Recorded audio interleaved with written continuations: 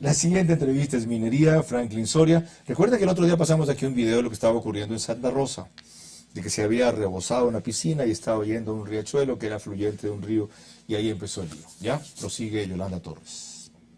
Sí, efectivamente, nos acompaña ahora Franklin Soria, el periodista, escritor y documentalista cuencano. Ha trabajado en los medios de comunicación en el mundo de Washington, Estados Unidos. Fue director de Eco Nómada. Ha publicado 8 libros, dictado conferencias sobre ecología, minería, desarrollo regional en Ecuador y Brasil. Produjo el documental El Oro Volador, que fue la denuncia de la minería ilegal en Ecuador. Actualmente dirige la agencia de prensa minera. Bienvenido, señor Soria. ¿Cuál es la gran realidad minera del Ecuador y cómo parar la minería ilegal, que parece que enfoca su trabajo? Muy buenos días, es un honor estar con ustedes. La realidad de la minería en el Ecuador tiene varias dimensiones. Primero, una gran incógnita respecto a la política que implementarán los presidenciables, los dos de la segunda vuelta, en relación a el combate y políticas de combate a la minería ilegal. Y en segundo, por supuesto, también una incógnita, si acaso continuarán con la fragilidad que este gobierno ha defendido la pequeña minería y la minería que se autodenomina responsable. Esos son los dos escenarios en el cual Ecuador se debate este momento y, según nuestro análisis, nuestras investigaciones, continuará haciéndolo. Franklin, usted habla de separa, digamos, lo que es la minería responsable de la ilegal. Sin embargo, hay todo un discurso en torno a esta minería ilegal como un sustento de trabajo para los pobres, ¿no? Y más bien los dardos, sobre todo desde ciertos sectores políticos, van contra la gran minería, no se diga la minería a cielo abierto. ¿Cuál es su criterio? O sea, ¿dónde está la franja media, la franja justa, para que nuestro país pueda avanzar en el campo minero, pero sin la afectación a lo que muchos alegan sería, sobre todo, el medio ambiente? La franja es muy pronunciada y lo establece la Constitución y las leyes ecuatorianas, porque la minería, que se autodenomina a sí mismo responsable de una categoría que el sector minero se ha endilgado, implica de manera tácita una observancia de la ley, un contrato con el Estado, el cumplimiento de lo que se estipula en ese Estado y finalmente, y de manera radical, respetar la normativa ambiental. En cambio, la minería ilegal se aleja completamente de toda posibilidad de respeto, ni siquiera a los derechos humanos. Hemos descubierto con tristeza el día domingo que estuvimos en la zona de Buenos Aires, cómo la minería ilegal ha incluido un nuevo delito en todo su prontuario. Este es el de la crueldad animal. Prensa Minera, que es la entidad que yo dirijo, estuvimos investigando y vimos con tristeza, furia incluso, cómo estos mineros ilegales, por evadir las autoridades que están afincadas allá en la montaña, toman trochas y en esas trochas usan mulares a los que someten a tal extremo de presión y de sobretrabajo que estos animales prefieren suicidarse, a lo cual estos bellacos aplican prácticas aberrantes contra la sexualidad de los animales para que estos pierdan la noción y se sometan. Entonces la minería ilegal tiene un prontuario de delitos desde la violación de los derechos humanos, violación a los derechos de la naturaleza, porque usan técnicas primitivas, porque usan mercurio, además de evadir el control fiscal. Es decir, que cuando hablamos de minería ilegal, los habitantes de Guayaquil, de Turán, de Galápagos, son esquimados, son robados, porque en su suelo ecuatoriano el recurso minero pertenece a los 18 millones de ecuatorianos. Entonces, cuando hay políticos que empiezan a construir un discurso que abre espacios y beneficios a la minería ilegal, estamos en el deber, los investigadores, el sector académico, de recordarle al Ecuador de que practicar minería ilegal es robar a los ecuatorianos. Ok. se puede erradicar esta lacra, Franklin? ¿Falta voluntad política? ¿Hay alguna red de corrupción que permita que la subsistencia de esta gente y de esta minería ilegal y cruel, no solamente, como usted dice, para muchas poblaciones, para mucha gente, sino para los animales también, y obviamente para la flora? Nosotros llevamos investigando y denunciando casos de minería ilegal 5 años y hemos visto cómo las premisas que justificaban la minería ilegal, que era la abundancia de mineral aflorado en la abrupta geografía ecuatoriana, luego se manejaba otra premisa que era el desempleo, la migración sin control que tiene el pueblo venezolano, engañado a un espejismo del dólar en el Ecuador, eran elementos que construían o que determinaban la minería ilegal. Sin embargo, tras años de investigación, análisis y estudio, hemos llegado a la conclusión de que la minería ilegal es la hija primogénita consentida de la corrupción. No podría haber minería ilegal si no hubiese corrupción en las entidades de control, ineficiencia en los personeros, en los técnicos de lo que hoy se llama ARCEP, y sobre todo también una política errada, insuficiente, primaria diría yo, puesto que los operativos que ciertamente el Estado impulsa solo solucionan la parte epidérmica, lo que se ve, y además que se castiga, como se dice en el Ecuador, a los de poncho. Entonces caen presos los que operan la minería ilegal, pero nunca caen presos los financistas de la minería ilegal y que tienen vínculos con estas redes de corrupción en las entidades mineras y en las entidades de control.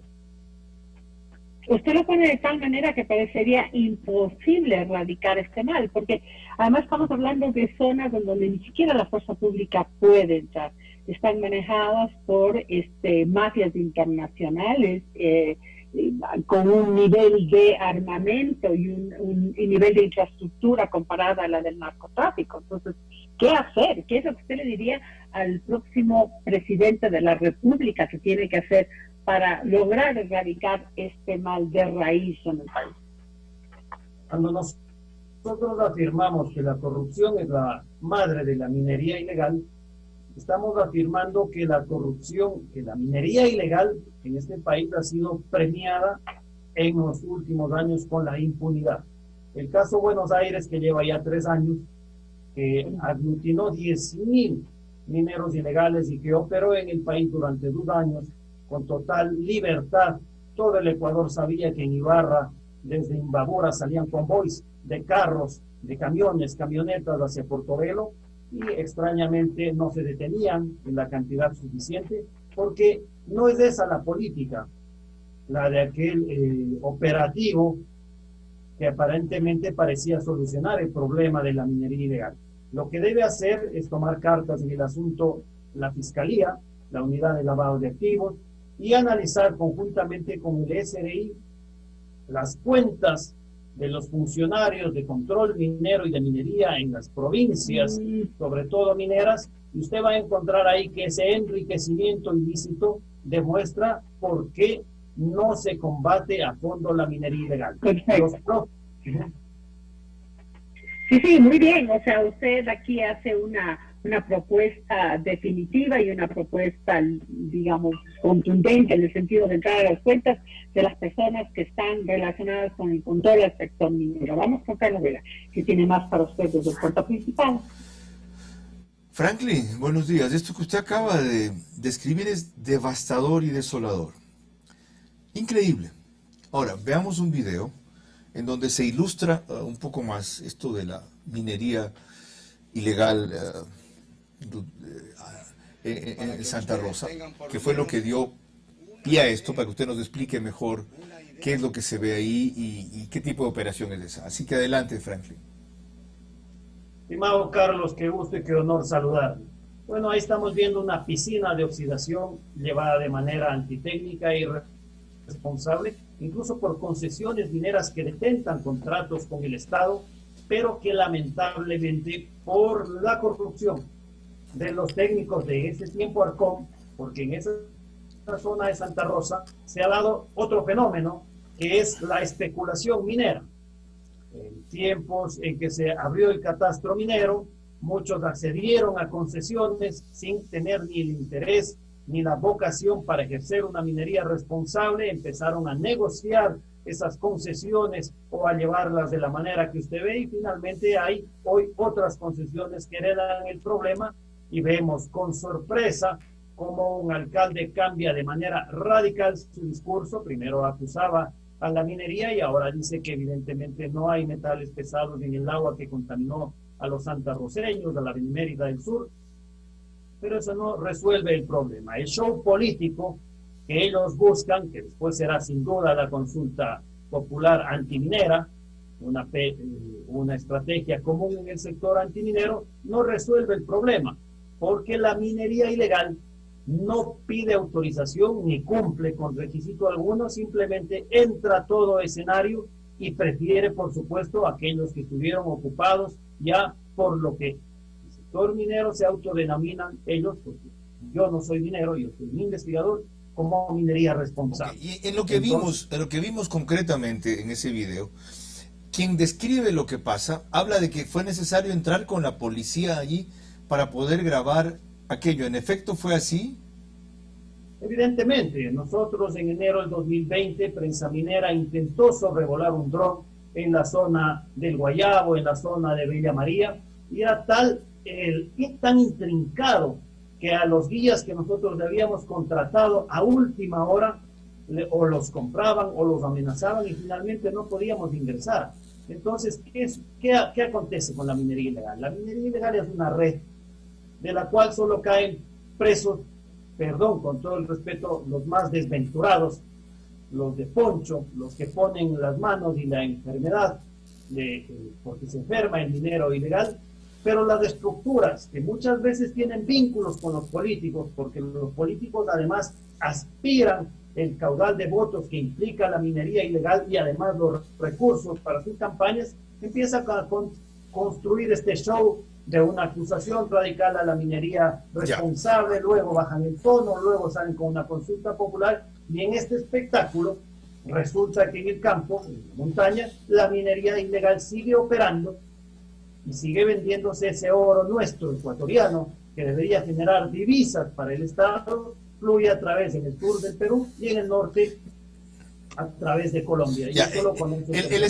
El Estado hizo una gran operación cuya descripción fue acertada, impecable, en el caso de la minería ilegal en Buenos Aires, Imbabura.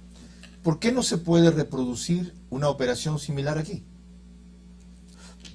Se puede y se debe, estimado Carlos, pero no resuelve el problema, porque usted elimina, por ejemplo, ahora hay minería ilegal en el Napo, varios ríos de la provincia de Napo están siendo devastados por minería ilegal. El Ecuador conoce, hace poco hubo una tragedia, minería ilegal en Esmeraldas, hay en Sucumbíos, hay en Imbabura, hay en Carchi. ¿Cuál es la vía entonces? ¿Lo suprimen en un lado o se reproducen en otro? ¿Cuál es la vía? Una de las opciones que se ha dicho es que a la gente operativa que trabaja en esto y que ha desarrollado facilidades para operar, las integren las concesiones mineras formales. ¿Lo ve viable? En algunos casos debería darse esa solución. En otros, evidentemente, el cúmulo de delitos que han puesto a sus espaldas la minería ilegal hace necesario una acción rápida y decisiva de la Fiscalía. Pero ¿qué sucede? Caen presos los mineros ilegales en territorio y salen a los 2 días libres, porque resulta que no hay peritos mineros que puedan determinar si esa carga que tenía el minero ilegal tenía o no metales preciosos del Estado. Por lo tanto, en esa leguleyada es el juego del gato del ratón. Entra el operativo le cuesta al Estado, las Fuerzas Armadas se desgastan, entregan, la Fiscalía hace lo suyo, salen libres y sigue la rueda. La manera de frenar esto es una investigación de Fiscalía a los financistas y a las redes de corrupción presentes en las entidades de control minero. ¿Y quién puede dar pistas de quiénes son los financistas y las redes de control de este tipo de operación minera? Las evidencias, estimado Carlos, en la provincia de Imbabura apuntan a funcionarios mineros que han renunciado de manera escabrosa y que además tienen una vocación por el lujo. Entonces lo que falta sí es una acción más decidida desde Fiscalía. Prensa Minera cuenta con la colaboración, el apoyo y la fe de la gente de la zona, y le puedo, mientras yo me he preparado para su entrevista, estimado Carlos, a las 6:30 de la mañana un colaborador nos decía: mire, Frank, este momento en la vía, los militares han detenido un auto con bultos de minería ilegal. Yo me comprometo a hacerle llegar con los tiempos esta mañana, 6:39. Yo le aseguro que aquel minero ilegal en 2 días vuelve a la zona, porque su abogado dirá: demuestren que ese es material minero, no hay el perito, no hay evidencia, sale. Ok, gracias por abrir las puertas a una solución y dejar en claro por dónde se debería empezar.